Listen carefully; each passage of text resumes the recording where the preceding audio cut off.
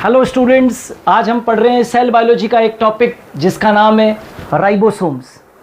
इन ribosomes को हम protein factories भी कहते हैं क्योंकि इनका संबंध प्रोटीन निर्माण से होता है, इसीलिए हम इन्हें प्रोटीन फैक्ट्रीज के नाम से भी इन्हें जानते हैं।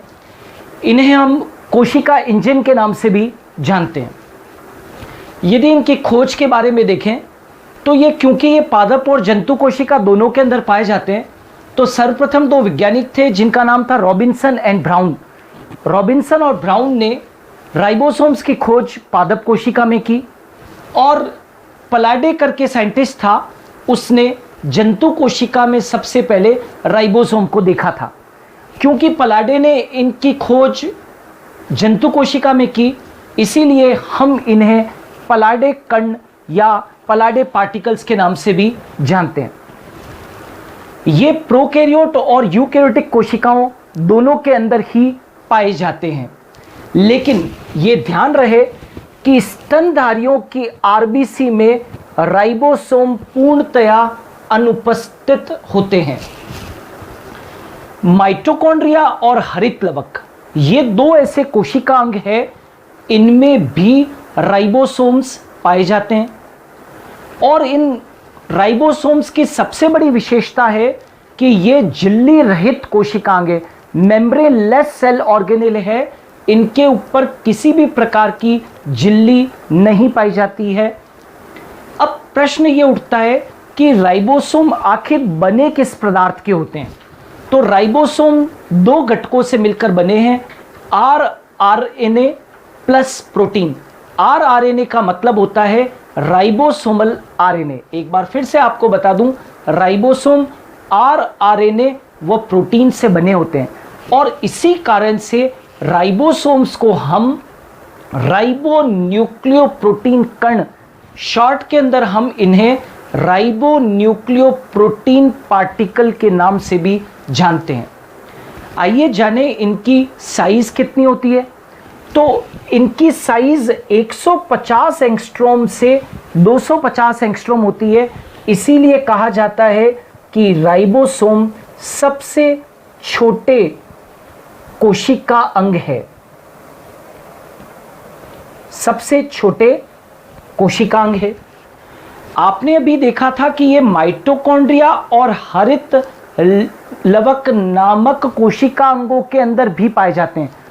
क्योंकि ये माइटोकॉन्ड्रिया और हरित लवक नामक कोशिकांगों के अंदर पाए जाते हैं, इसलिए इन्हें कोशिका अंग के अंदर कोशिका अंग भी इन्हें कहा जाता है। ये तो इनकी कुछ बेसिक बातें हुई राइबोसोम्स की। अब हम जानते हैं कि राइबोसोम कितने प्रकार के होते हैं। तो यदि हम अवसादन गुणांक के आधार पर देखें तो राइबोसोम्स को दो श्रेणियों के अंदर विभक्त किया गया है अवसादन गुणांक के आधार पर। तो मैंने यहां पर लिखा राइबोसोम, और अवसादन गुणांक के आधार पर इन्हें दो श्रेणियों में बांटा गया है। अवसादन गुणांक के आधार पर, यानी कि सेडिमेंटेशन कोफिशिएंट के आधार पर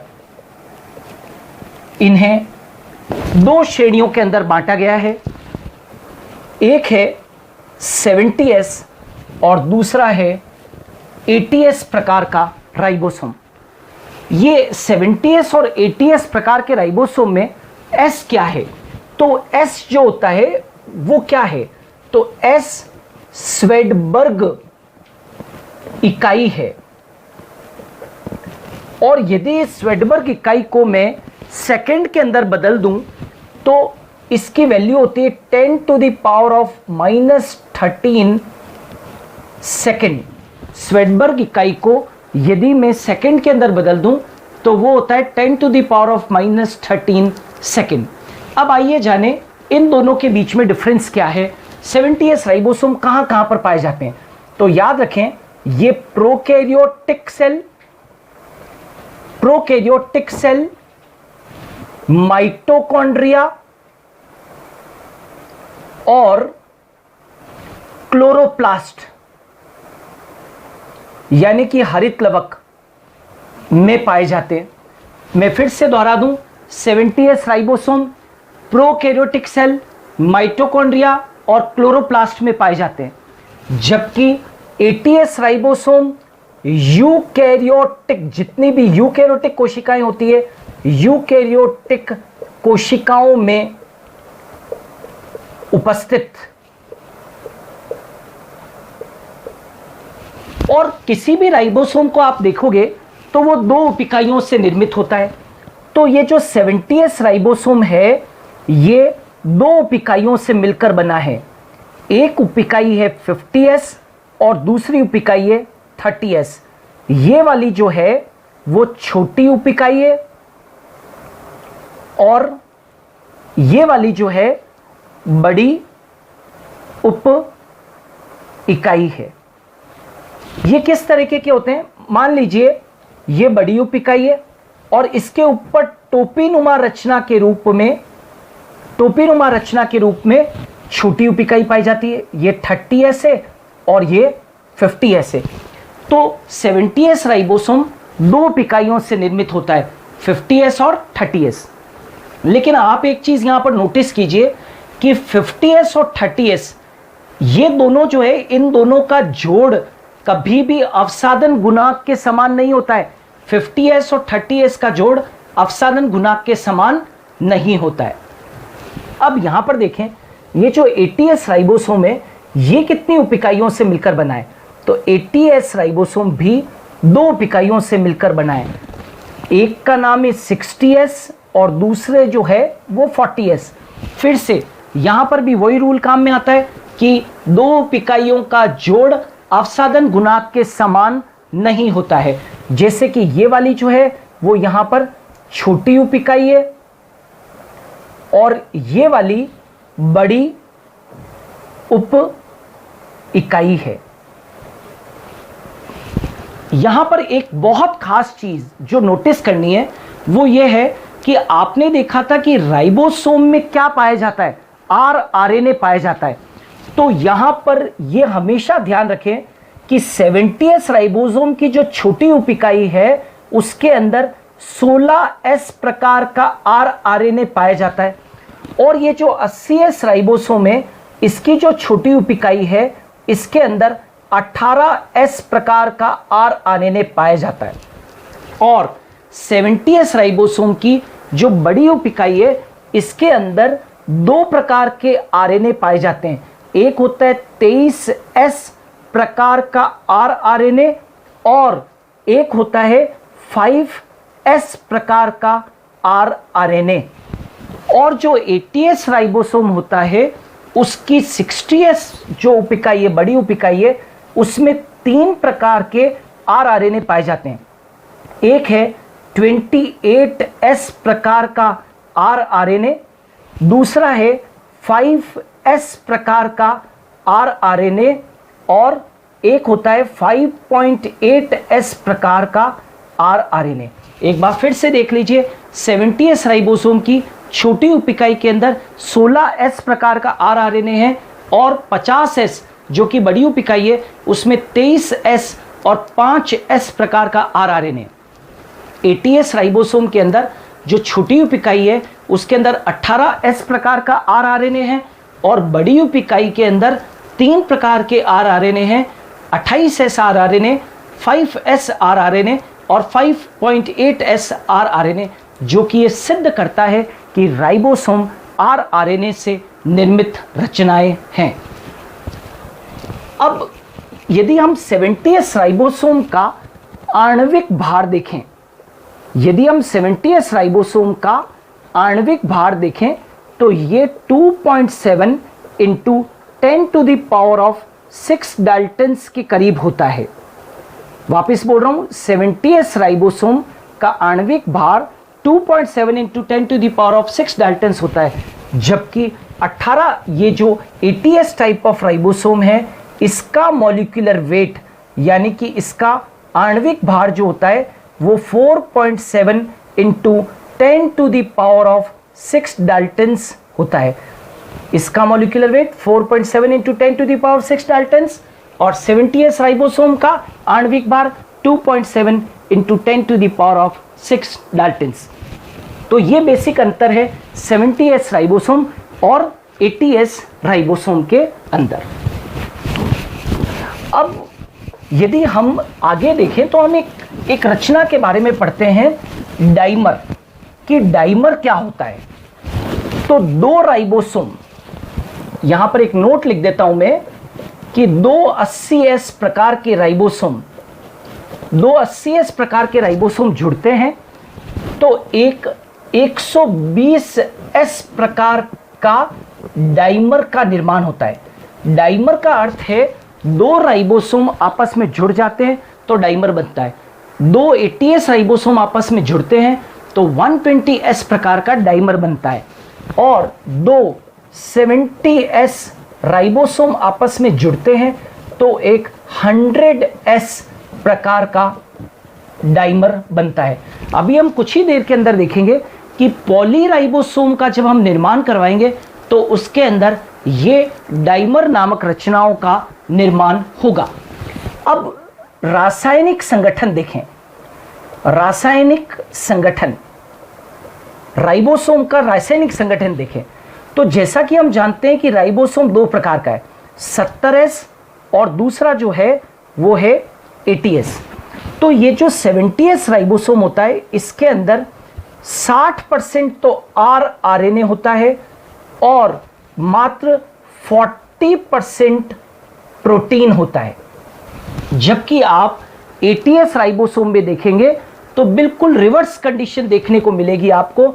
यहां पर RNA का प्रतिशत कम होता है, केवल 40% ही होता है, जबकि प्रोटीन का जो प्रतिशत होता है वो बढ़ जाता है और वो लगभग हो जाता है 60% के करीब। तो ये जो है वो रासायनिक संगठन है 70S राइबोसोम का और 80S राइबोसोम का। अब इसके बाद में कई बार कॉम्पिटिटिव एग्जाम्स के अंदर आपसे एक प्रश्न राइबोसोम से संबंधित पूछ लेते हैं और उसका नाम है कि पॉलीराइबोसोम, पॉलीराइबोसोम कैसे बनता है। इस पॉलीराइबोसोम को हम पॉलीसोम के नाम से भी इसको जानते हैं। तो आइए देखें ये कैसे बनता है। तो ध्यान रहे कि सामान्यतया राइबोसोम की दो उपिकाइयां, यानी कि बड़ी उपिकाई और छोटी उपिकाई, ये वास्तव में कोशिका द्रव्य के अंदर पृथक पृथक पड़ी रहती है। लेकिन यदि हम मैग्नीशियम आयन की एक विशेष सांद्रता 0.001 मोलर सांद्रता यदि उपलब्ध करवा दें तो ये दो उपिकाइयां आपस में जुड़ जाती है और जुड़कर एक 80S प्रकार के राइबोसोम का निर्माण करती है। यदि हम इस मैग्नीशियम आयन के कंसंट्रेशन को बढ़ा दें और इसको 10 गुना कर दें तो 10 गुना कर देने पर दो 80S राइबोसोम आपस में जुड़ जाएंगे। ऐसे दो 80S राइबोसोम आपस में जुड़ जाएंगे और आपने अभी कुछ ही देर पहले पढ़ा था कि दो 80S राइबोसोम जब आपस में जुड़ जाएंगे तो एक डाइमर का निर्माण हो जाएगा और डाइमर जो है वो 120S होता है। और ये 120S किसका डाइमर बना है? 80S plus 80S। डाइमर कैसे बनता है? दो 80S आपस में क्या हो जाते हैं? जुड़ जाते हैं। एक बार जब डाइमर बन जाता है तो उसके बाद में अब आपको मैग्नीशियम आयन की सांद्रता को बढ़ाने की आवश्यकता नहीं है। अब क्या होता है? राइबोसोम की छोटी उपिकाई, ये राइबोसोम की छोटी उपिकाई है, ये बड़ी उपिकाई है, ये छोटी उपिकाई, ये बड़ी उपिकाई। राइबोसोम की छोटी उपिकाइयां mRNA से जुड़ती चली जाती है। ये mRNA है, ये राइबोसोम की छोटी उपिकाई है और ये राइबोसोम की बड़ी उपिकाई है। तो mRNA से राइबोसोम की छोटी उपिकाइयां जुड़ती चली जाती है और इस प्रकार से एक विशिष्ट रचना का निर्माण होता है जिसे हम पॉलीराइबोसोम कहते हैं। पॉली का मतलब होता है अनेक, अनेक राइबोसोम आपस में जुड़ते चले जाते हैं। तो इस प्रकार से पॉलीराइबोसोम का निर्माण होता है। यदि हम राइबोसोम की बात करें तो राइबोसोम के अंदर एक और चीज आपको मालूम होनी चाहिए कि ये जो राइबोसोम है इसका मुख्य कार्य क्या है। इसका मुख्य कार्य क्या है? तो राइबोसोम जितने भी होते हैं उनका मुख्य कार्य है कि ये प्रोटीन से संबंधित होते हैं। इनका काम है प्रोटीन संश्लेषण से संबंधित होते हैं, राइट। इसीलिए तो इन्हें क्या कहते हैं? प्रोटीन फैक्ट्रीज के नाम से जानते हैं। एक और चीज जो आपको याद रखनी चाहिए कि राइबोसोम की जो छोटी उपिकाई होती है, राइबोसोम की जो छोटी उपिकाई होती है वो किन किन भागों से बनी होती है? तो पहला जो भाग है वो तो होता है आधार, दूसरा जो भाग है वो होता है आधार के बाद में शीर्ष, और एक और भाग होता है जिसे हम कहते हैं प्लेटफॉर्म।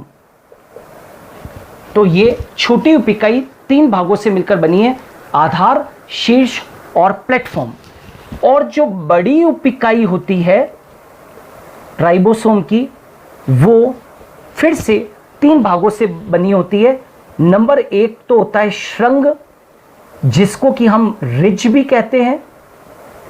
दूसरा जो भाग होता है उसे हम स्टॉक कहते हैं, यानी कि व्रंत। और तीसरा जो भाग होता है वो केंद्रीय उभार या उसे नलिका के नाम से भी जानते हैं। केंद्रीय उभार या नलिका, जिसे अंग्रेजी के अंदर हम सेंट्रल प्रोट्यूबरेंस के नाम से जानते हैं। मैं फिर से दोहरा दूं, छोटी उपिकाई जो है उसके 3 भाग होते हैं, आधार, शीर्ष और प्लेटफॉर्म। और बड़ी उपिकाई के 3 भाग होते हैं, श्रृंग यानी कि रिज, व्रंत यानी कि स्टॉक और केंद्रीय उभार या नलिका, जिसे सेंट्रल प्रोट्यूबरेंस के नाम से भी जाना जाता है। तो ये एक ब्रीफ डिस्क्रिप्शन था राइबोसोम के बारे में। एक बार फिर बता दूं, ये प्रोटीन की फैक्ट्रीज होती है और इन्हें हम कोशिका इंजन के नाम से भी जानते हैं। तो ये था एक राइबोसोम के बारे में पूरी जानकारी। यदि आपको ये वीडियो अच्छा लगा हो तो मेरे चैनल को सब्सक्राइब कीजिएगा और इस वीडियो को लाइक और शेयर कीजिएगा। हम फिर मिलेंगे कुछ नए वीडियोस के साथ में। जय हिंद।